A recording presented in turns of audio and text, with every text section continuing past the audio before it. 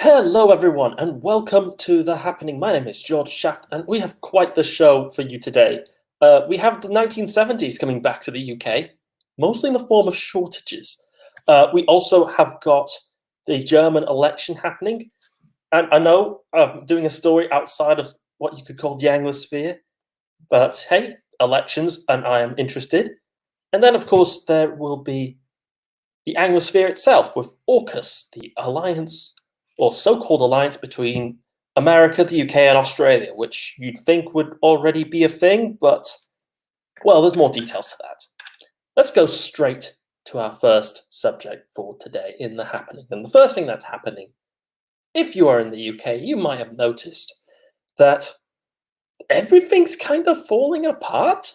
The big one at the moment that everyone's talking about is a fuel shortage. There's a port. There's something about a port that got blocked in a protest, and then the general realization that hey, we've been having a bit of a shortage of lorry drivers, HGVT they call it, and they drive fuel around. I know it's a huge revelation, right? You know that all the sort of fuel at the petrol station gets driven to the petrol station. Shocker. But without them, it's been a bit of a problem. I've been seeing stories about people waiting in line for petrol stations for 3 hours to get the fuel for their cars. There was a story I saw of someone who went all the way to Eastbourne from Kent because they heard rumours that there was petrol in Eastbourne, and so they just zoomed off to go and fuel up their tank completely. There was all sorts of stories about other shortages as well. Food. There was a picture I saw of a supermarket in Derbyshire completely empty.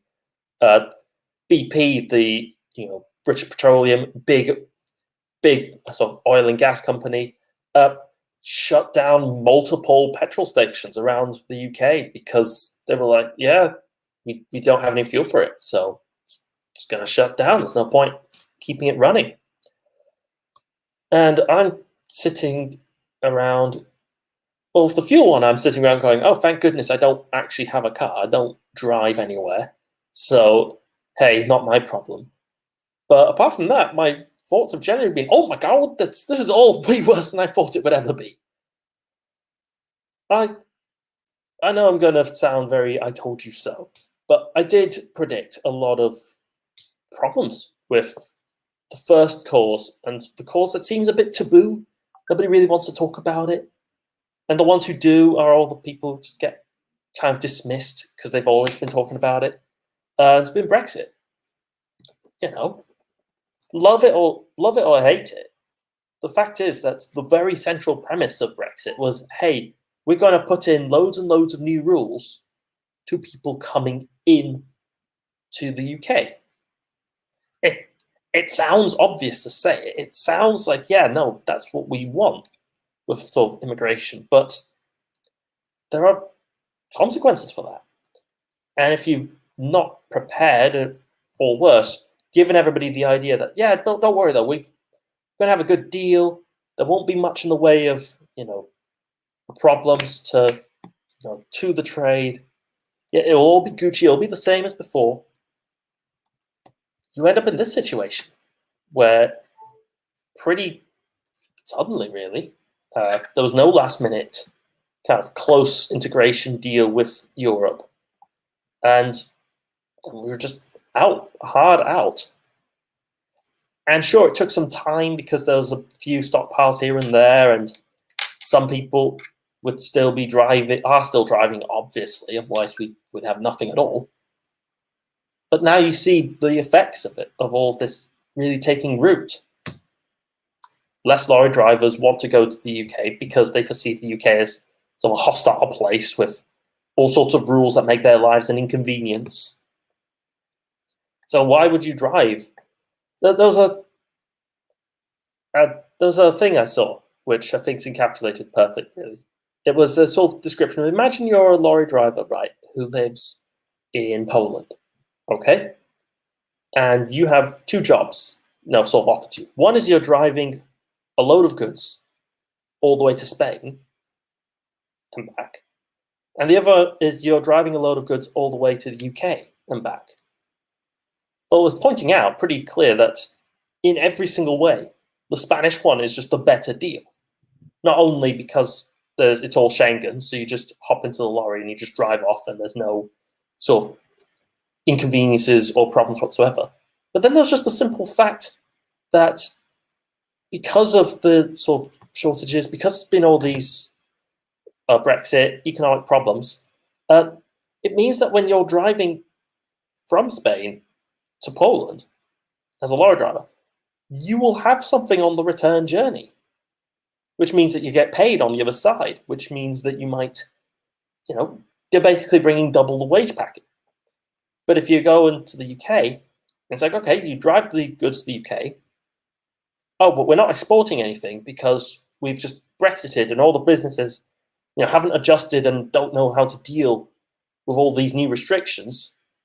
So there's nothing to drive. Okay, drive back home, in an empty lorry, have fun. All of this predictable, all of this stuff I talked about. In fact, it's all much worse than I thought it would be. Like I thought, yeah, there'd be like some issues, but generally we'd kind of, sort of deal with it. But no, it's looking like the 1970s. Even I've noticed, right? I've noticed sort of stocks in shelves in shops being empty. And I live in London. I live in, to use the sort of crude term, I live in the imperial capital. If you want to sort of put it like that. 1 in 6 people who live in the UK live in London. And even in London, some of the shelves are empty. In the rest of the UK, it's much worse. As I said, in Derbyshire, there was supermarkets completely empty. Retail shops I saw, for example, in the east of England were just closing because they're like, yeah, we don't have anything, so what's the point? BP, as I mentioned earlier, closes loads and loads and loads of petrol stations because there's no fuel. And unlike in the 1970s, it's pretty clear that there's one sort of group in charge at the moment for whom it's at fault. It's the government. It's the sort of hard right, hard kind of ultra-nationalist almost kind of government filled with incompetence and idiots. I'm really pushing this one fairly hard because people offer lots of other explanations, but they just don't hold up. For example, one argument that people are putting forward is, oh, this is all COVID related. There's the pandemic, people are dying, and so the lorry drivers are all kind of worried about, driving out there.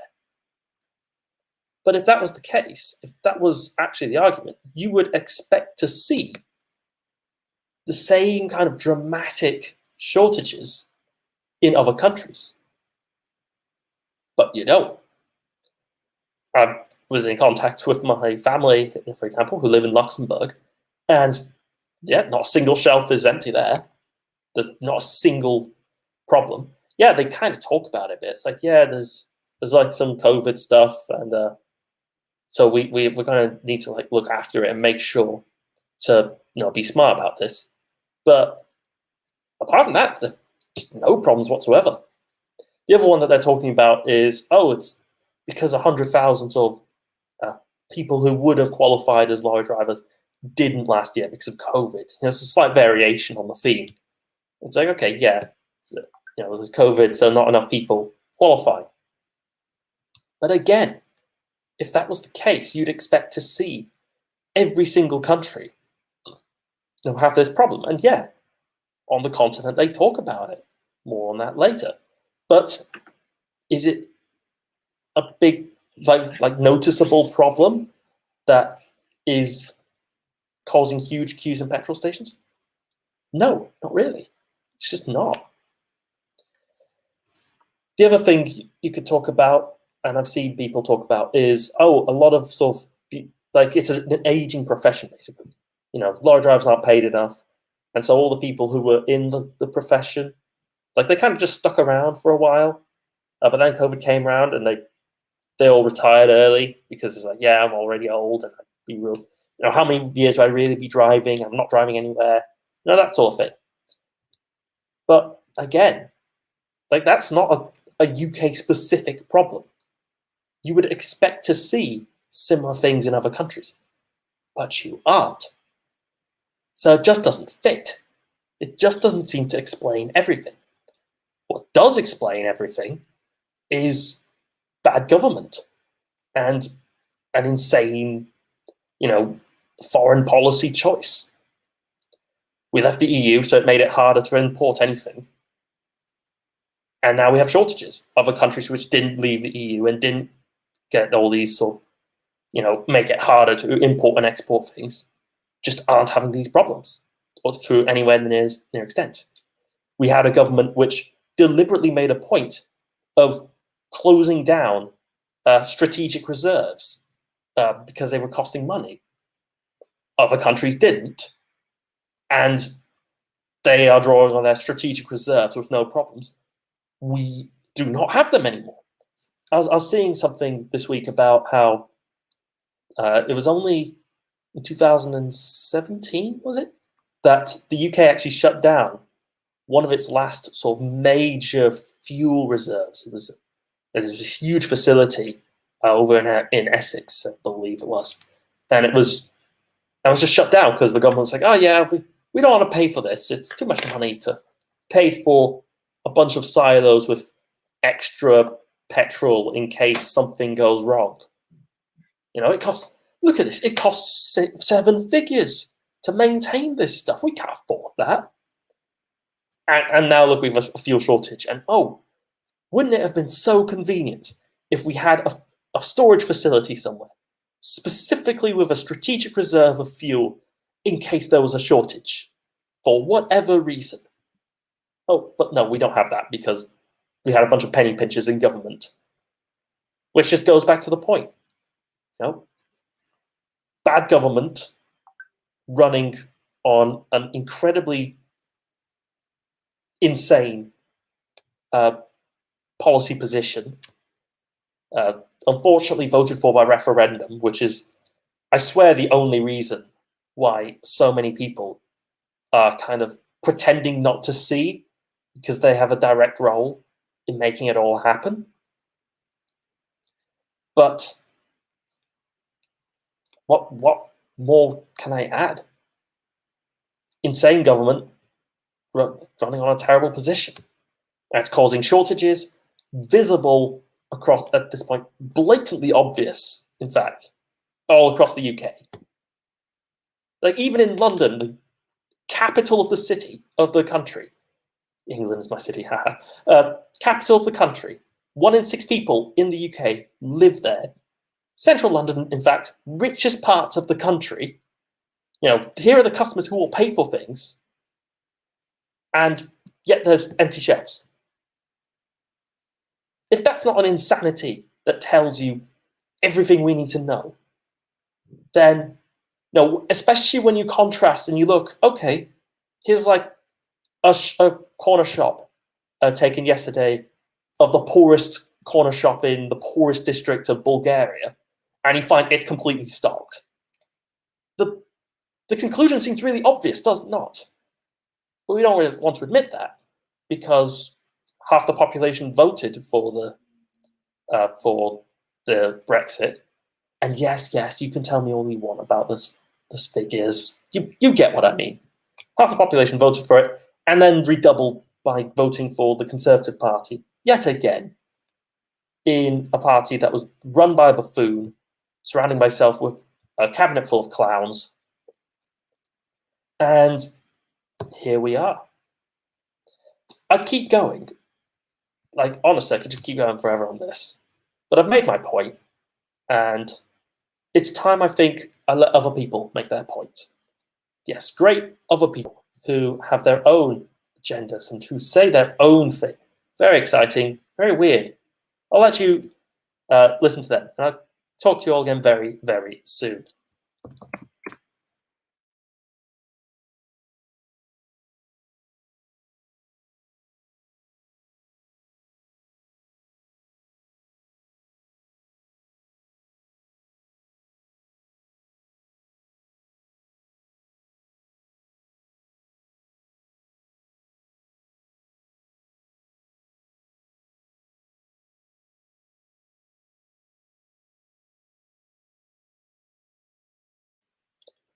All right, so it looks like we have a bit of an issue with the other people. And it gives them something to look at, and it makes them laugh. It makes them laugh, so that's why I do it. Oh, and it could be a really good pickup line as well. Ladies who ask, "Hey, excuse me, so why are you wearing something so colorful?" I mean, hey, you can always have something up on your sleeve. I mean, got me thinking. You want to stand out. Why do you want to stand out though so much, especially with these kind of shirts when you're writing? There must be a purpose behind it, right? Well, when you say a purpose, Nick, what I do, I wear the shirts mainly because they're nice and bright, so they make me visible, especially if I'm riding on the road. Okay. I mean, yeah, that's very important, right? Because you want cars, yeah. Very important. And also, like, people see me in like calves, and perhaps I shouldn't be saying this on air, I suppose, but in the bar afterwards. All right. And it gives them something to look at, and it makes them laugh. It makes them laugh, so that's why I do it. Oh, and it could be a really good pickup line as well. Ladies who ask, "Hey, excuse me, so why are you wearing something so colorful?" I mean, hey, you can always have something up on your sleeve. I mean, you look like a guy who would do. You know me too well. You know me too well, Nick.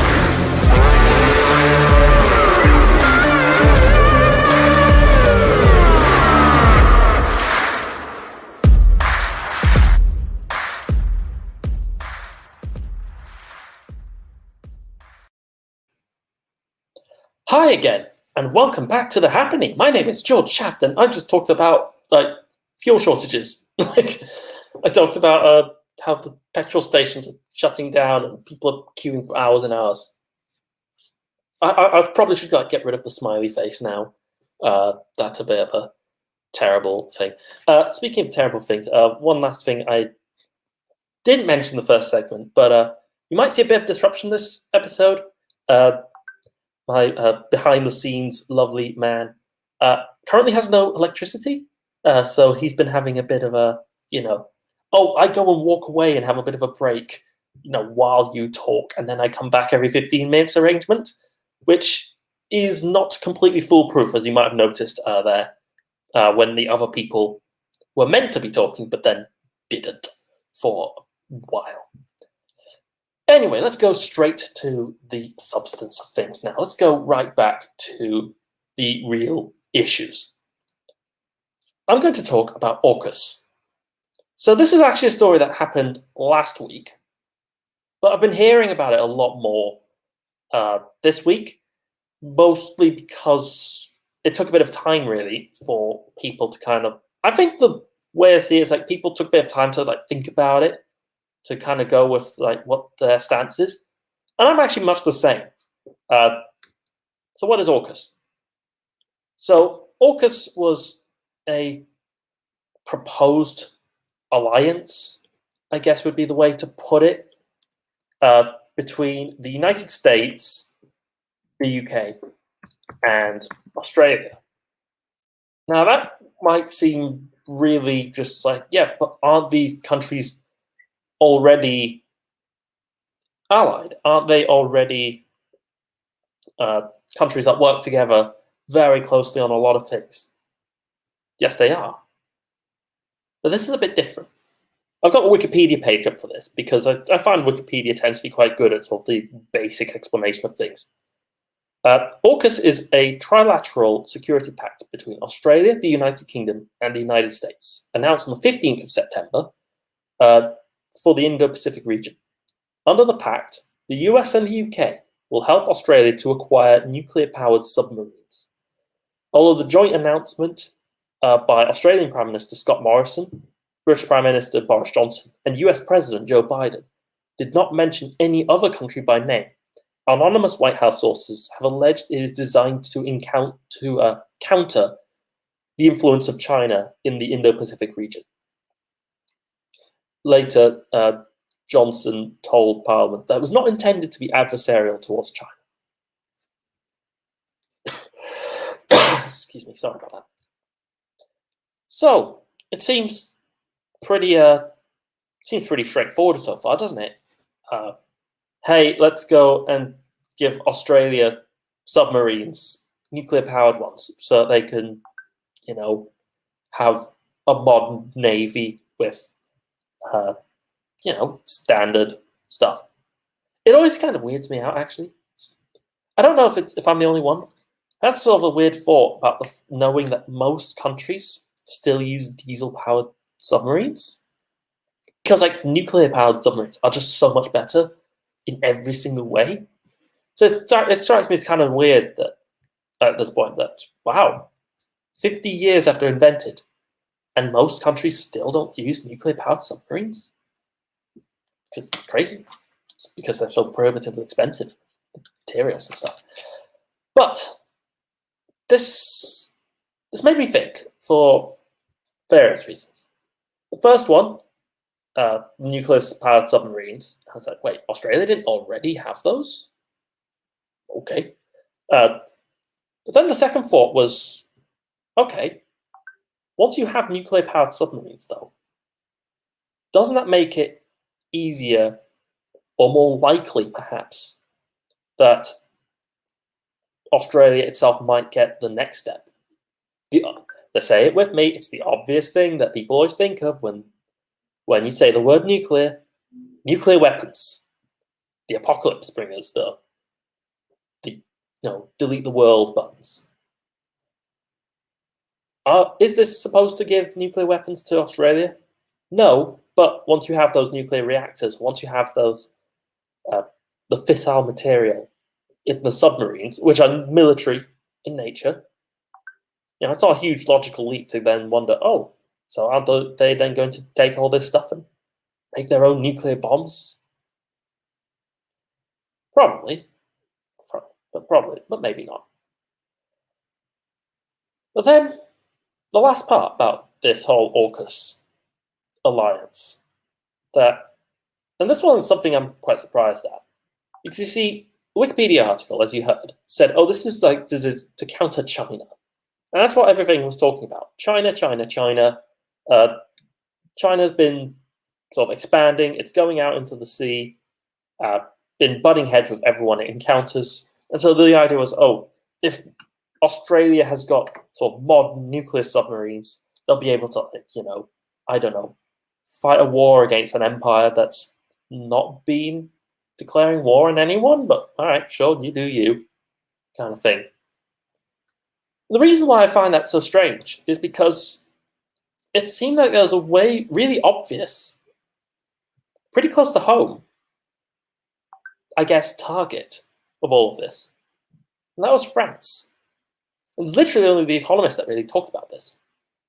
So basically, France is a NATO country, of course. Britain and France have been allied pretty closely for over 150 years now. But France famously does its own thing. For example, there's a whole Sahel region. Basically, France and West Africa still maintains its empire, really. It's like, yeah, those countries like Mali are independent, but if Mali gets a government that France doesn't like, France sends in the military and takes them out, sort of thing. And they've been doing this for a long time, for decades. And stridently so. France famously was with the UK working together in the Suez Crisis, 1959, Suez Canal nationalized by Egypt. The British and the French military tried to take it back, but then the US government stepped in and said, no, you can't have that. That's Egypt's, because we're friendly with Egypt as well, so back off. Here in Britain, we seem to learn the lesson of, oh, let's ally ourselves closer to the US. Let's be more allied to them and be their favorites, basically.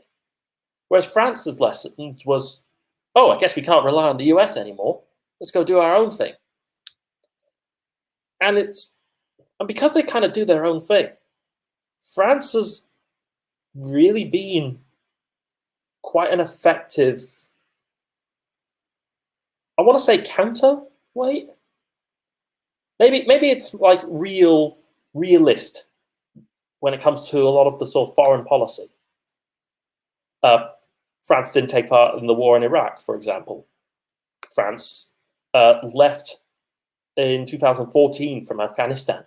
And in even 2 months, it was even a month before the Afghan government fell, it was in July 2021, the French ambassador to Afghanistan actually went up on stage on France's National Day, on Bastille Day, and said, yeah, we don't expect to be here for very long. We're actually evacuating all of our staff from Afghanistan right now. And then by the time the US the complete house of cards in Afghanistan was falling apart and everyone was scrambling to evacuate everyone, France was kind of sitting there on the sidelines going like, yeah, well, we evacuated everybody we wanted to evacuate anyways, but we'll help you out. And all of this is really, really highlighted more. Oh, got a little mistake. It says German elections. I'm actually talking about AUKUS, but I need to remember that the order in which I give things to my editor is the order like they expect me to talk about it. Shouldn't do that. Anyway, that aside, the problem with sort of France being sort of all independent in its foreign policy, right, is then the fact that generally the English-speaking world, kind of is suspicious of it. And this AUKUS alliance really shows that. I mean, the French government is furious about AUKUS. The French foreign minister went up and was basically saying, like, what the hell are you doing? Like, with France, we're your friends. We should be involved in this too. And also, with France, we have more nuclear power stations than anyone else on the planet. We're the most advanced and the best engineers in the world when it comes to building nuclear stuff. If your country has nuclear power plants in it, it was probably built by the French. We should be in this too. Macron himself, I think it was Macron, basically went and said, "Hey, yeah, uh, I'm really annoyed at this because this is just a move to sort of prove that the Anglos don't need us and that the Anglos are like better than us." And it's really weird to see that everybody kind of like scooting away from that point. Like they talk about AUKUS as like, "Oh yeah, we're working together with Australia now. Isn't this like an amazing sort of show of like working together our long lost allies?" And meanwhile, our ally right next door is going, "The what? Huh? You're building nuclear submarines without us? The nuclear guys? Oh, is this because we accurately predicted and were completely correct on all of the wars in the Middle East? We said that Iraq was going to be a disaster, so we didn't join in. And oh look, Iraq was a disaster. We predicted that the Afghan government would collapse within 5 minutes of foreign support being withdrawn from it. So we left early. And then also, when it looked imminent that you were going to leave, we got every single one of our people out as fast as we could, over a month before you did, because we had the foresight to realize this was not going to go well. Oh, is this a punishment? That's France's reaction to all of this. And to be honest, I can't see where they're wrong on it. I think, how do I put this? I'll put it like this. These past 2 weeks have made me much more francophile than I normally am. I always like France generally.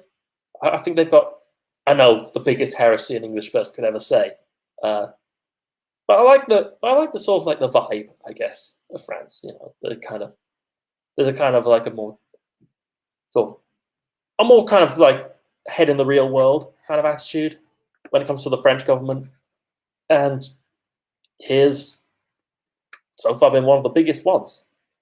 And yet the sort of reaction has been, oh yeah, let's just do this alliance without them to give nuclear submarines, potentially do more nuclear proliferation. All right.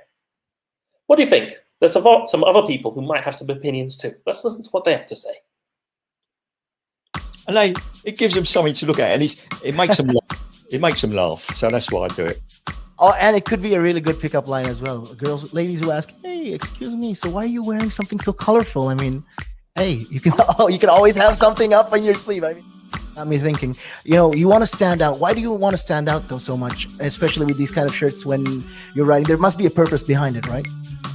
Well, when you say a purpose, Nick, what I do, I wear the shirts, and mainly because they're nice and bright, so they make me visible, especially if I'm riding on the road.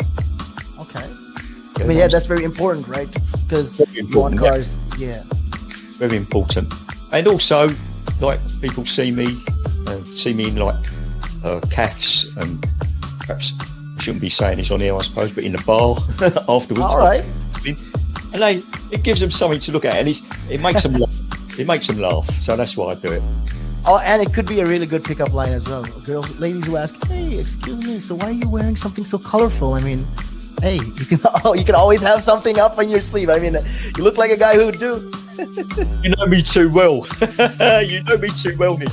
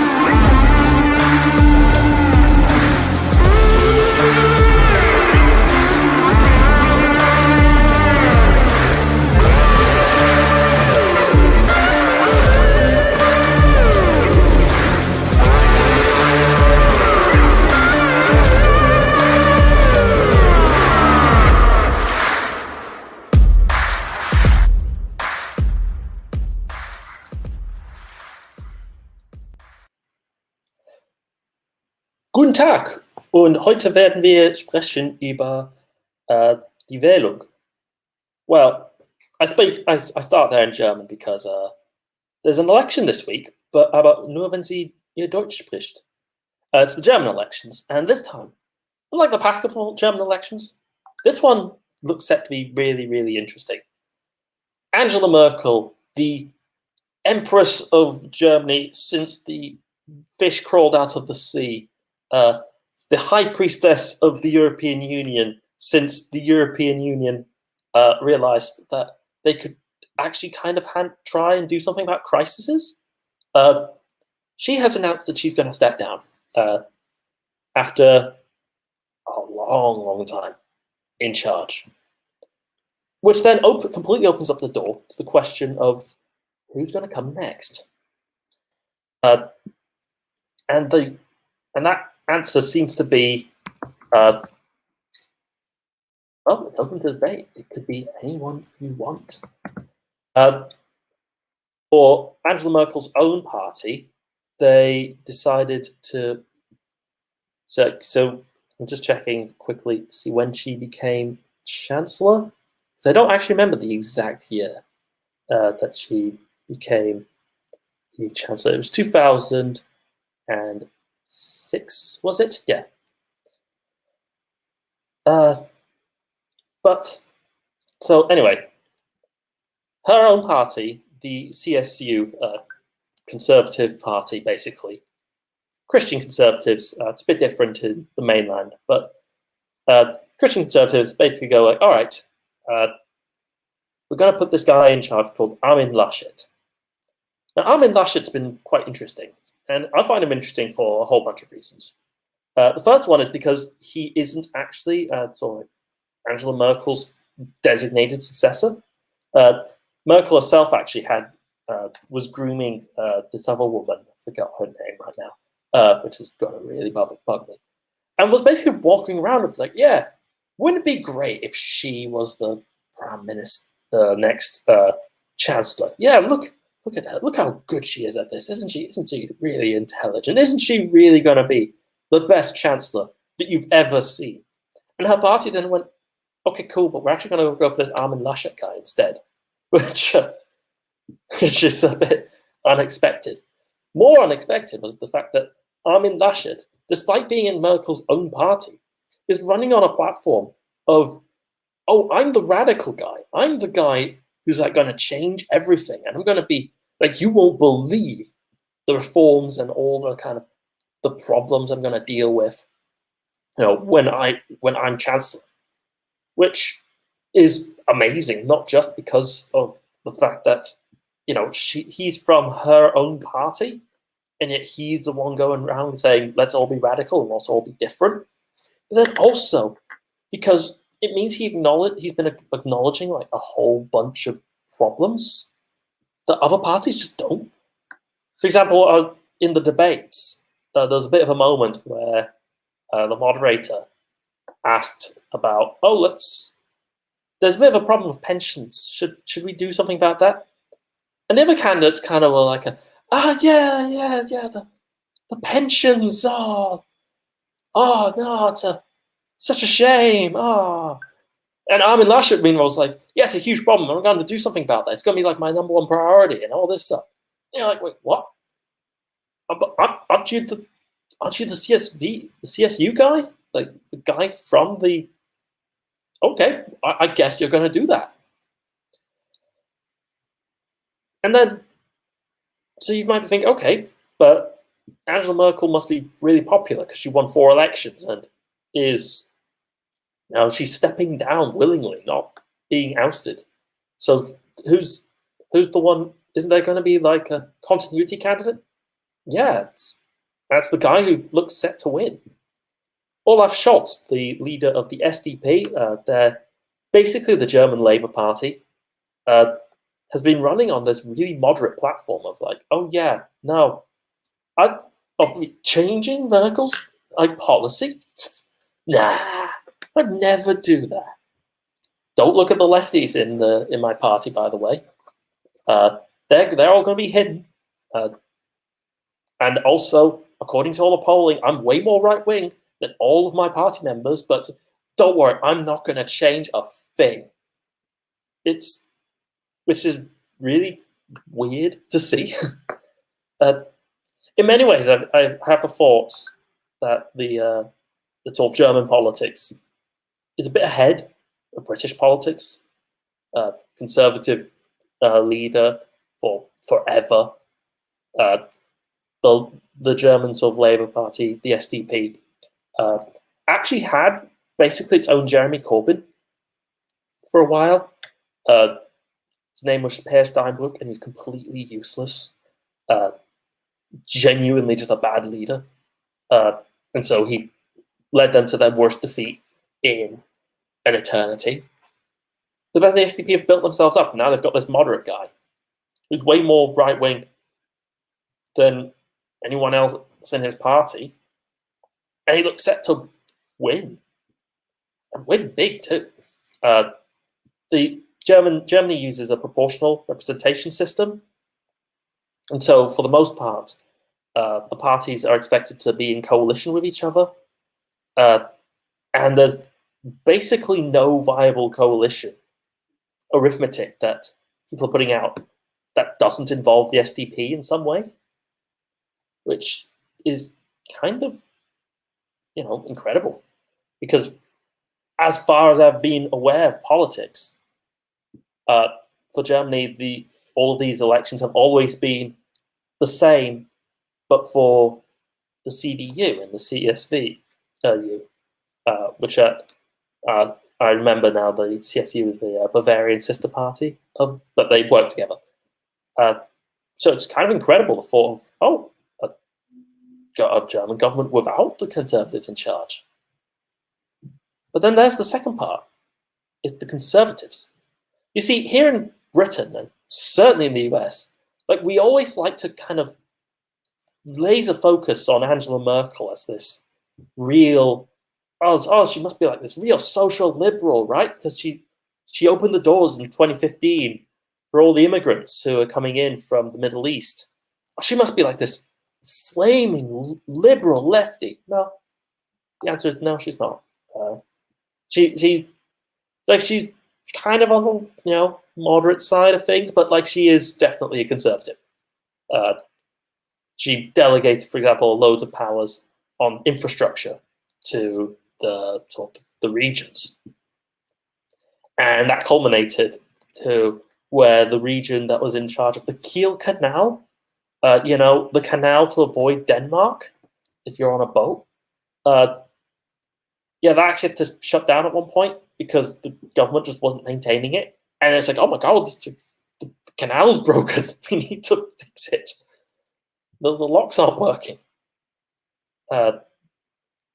Typical conservative in my mind, but hey, I guess that needs a bit more pressure to convince anyone else. But then the other thing that really catches my attention with this is, what does that mean for the rest of Europe?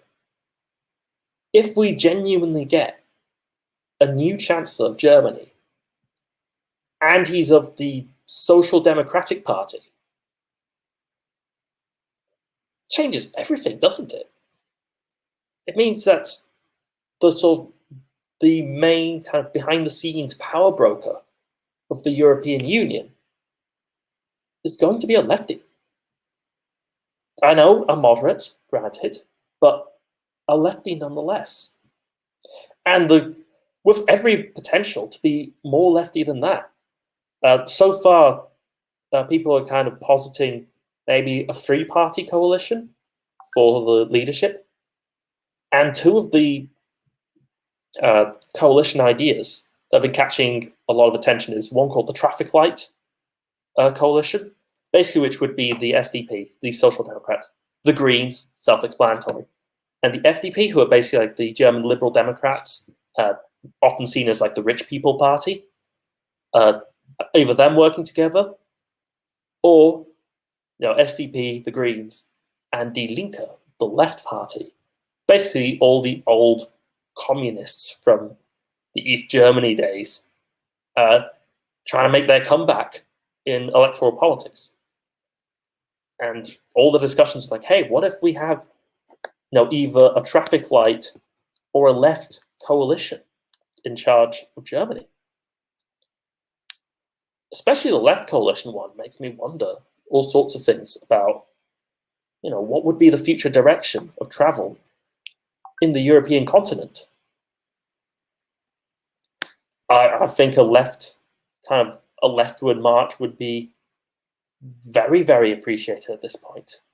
Even though Die Linke in Germany are, I'm always suspicious of anyone who's like, hey, let's not be in NATO, especially when their history is, so we used to be the autocratic communist party in a Soviet puppet state, but don't worry, and we now have a policy position of leave NATO and be friendly to Russia. But don't worry, guys, we are absolutely not a threat to anything. Suspicious of them, as I said, but they would ultimately be a kind of a leftward march, a leftward shift in politics, not just in Germany, but through not just the European Union and just the influence, the precedent that this sort of thing would set in Europe and even the whole world. And I think it's past time that something would be done about that. Angela Merkel, famously, when I was in secondary school, actually, a long time ago, she shut down all the nuclear power stations. And now Germany, ever since, has had issues where they're going like, don't worry, we're building as much as we can to try and make up for power shortfalls. And sometimes when things get really heated and something breaks down, we absolutely struggle, or we buy electricity from France because they sensibly kept all their nuclear power stations. What if a more sane person had been in charge? What if the European Union had someone who was in charge of Germany during the financial crisis, who was more inclined to be forgiving to Greece and Italy about all their debts? I don't know. But I am so looking forward to seeing the results of the election. But you know who else is looking forward to the election? You. Because next week I'm going to be talking all about it. Only at 12 on Sundays. And only on The Happening on Relaks Radio. I hope you've enjoyed this show as much as I have, which was actually quite a lot. I enjoyed the show quite a lot, actually, today. Fun fact. Fun fact, I always enjoy my shows. But in the meantime, in between time, bye.